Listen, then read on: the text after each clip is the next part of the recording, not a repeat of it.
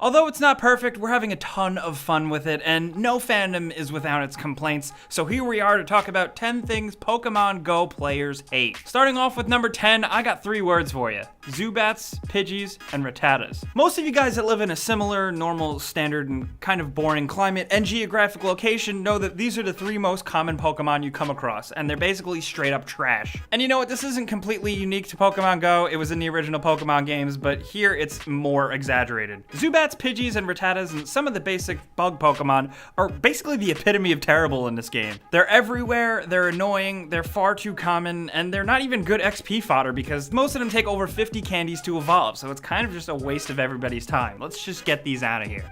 And at number 9, you guys gotta hate this too. You hunt down the Pokemon that you've been wanting forever, it finally appears on your tracker, you manage to track it down, you get to catch it after multiple attempts, and then the game freezes once that Pokemon is in the Pokeball. Right at the gotcha screen, the game decides to lock up or the servers lag or whatever, but basically you're stuck and shit out of luck. That Pokemon is not yours, you did not catch it because you gotta close out and restart the app. This has been happening a ton on Android with a lot of reports on iOS as well, and it is the absolute worst. You guys know tracking down that elusive Pokemon that you've wanted, it might be one of the last on your list. It is not an easy task, and to have it all just crumble in front of you because stupid app errors is the most frustrating thing ever. And number 8, let's talk about something geographical. Uneven densities in gyms and Pokestops. This doesn't necessarily mean you live in the middle of nowhere even. You could live in a pretty well populated area, but for some reason the developer Niantic decided to populate it with less fun stuff. I know it's based on landmarks, but sometimes you're just not near any landmarks and there's absolutely nothing. And it is a total drag, but then on the flip side, sometimes you can travel just 2 or 3 miles or go a few blocks, and the place is just loaded with Pokestops and gyms, and it's really disheartening. It really sucks to be stuck in a location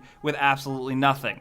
And at number 7, something that we really hate is sometimes just how hard it is to catch some Pokemon. It doesn't really make a lot of sense. For example, you're trying to catch something semi-difficult like a Pidgeot or a Beedrill. The thing just won't stick, it won't stay in the Pokeball, even though you might get like 10 or 12 throws that are great. You could be around level 10, the CP of the Pokemon was under 400, and you have such a hard time catching it. Even using fruit to make the Pokemon easier to catch isn't always a surefire thing. There's just a lack of real definitions to catching Pokemon here. Whether it is completely random or there is a lack of rules here, it's just a little frustrating either way. Then again, on the flip side, this has happened to me and it's probably happened to you once or twice. You come across a similar Pokemon, maybe it has something way more like 500 CP, and then 2, 3, 4 throws and you catch it no problem. Same situation, same type of Pokeball, same attempted throws. What is the deal? I know some of you guys are gonna say in the comments it's just a get good type of thing, but it just seems like the mechanics are wildly inconsistent sometimes. And at number 6, I got 3 more words for you. Team Instinct, Team Mystic, and Team Valor. I gotta say, you know what I hate? Some people take this shit really seriously. But that's why this is on this list, because chances are you're in one of these teams and you hate another team. It's kind of like a turf war type of thing, but also just kind of a philosophical thing. If you think about it, maybe it comes from the original games, like a red and blue rivalry, so it makes sense that the red team hates the blue team and stuff like that. And I gotta say, as someone from Team Mystic, we are the butt of a lot of jokes and it really hurts. Some people really go nuts on this though, and this is the same thing with Ingress. This is Niantic's previous game where people got really territorial and really fierce about the team they were on to the point where they ignored other players and basically friends just because they were so dedicated to their dumb little meaningless team. Don't be that person in Pokemon Go.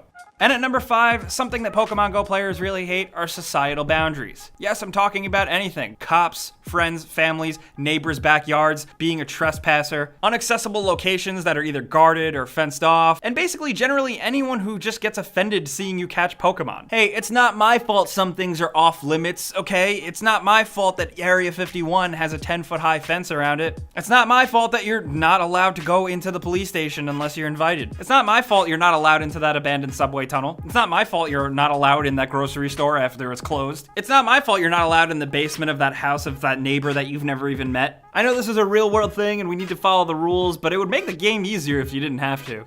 And at number 4, you know what I definitely hate? The people laughing at people playing the game, calling us nerds who, oh, they finally stepped outside of their house. They finally came out of their basement. Yo, shut the hell up. Stop bashing Pokemon Go and making fun of people. Because you know what? Some of us are having a fun time with this little craptastic game, and we are going outside and getting some fresh air. But I think time and time again, it should be proven that that gamer stereotype is not a real thing. So people perpetuating that agenda totally suck. Let us catch Pokemon in peace.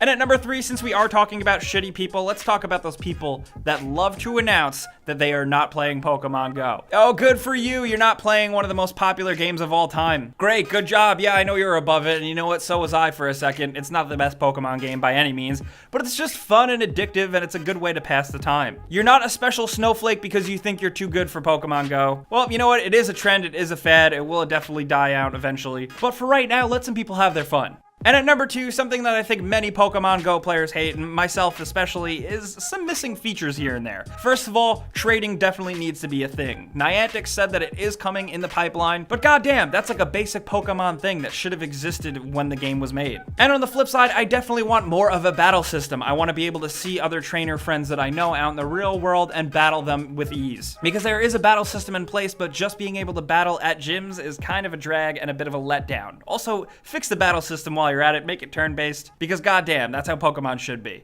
And at number 1, the thing that Pokemon Go players hate the most are server issues, because they still happen all the time. This game is immensely popular and exploding, and it seems like Pokemon Go's servers can't keep up with the demand. And it is getting better and better every day. They do really seem like they're trying here, but it totally sucks when you can't get on. When you're in a good location, prime with Pokemon, it either crashes and disconnects, or you just can't get in the first place, and that's a letdown. Not to mention that, let's give a shout out to all the people who don't even have Pokemon Go yet available in their countries. You guys probably hate that more than anything, and for that, we feel for you.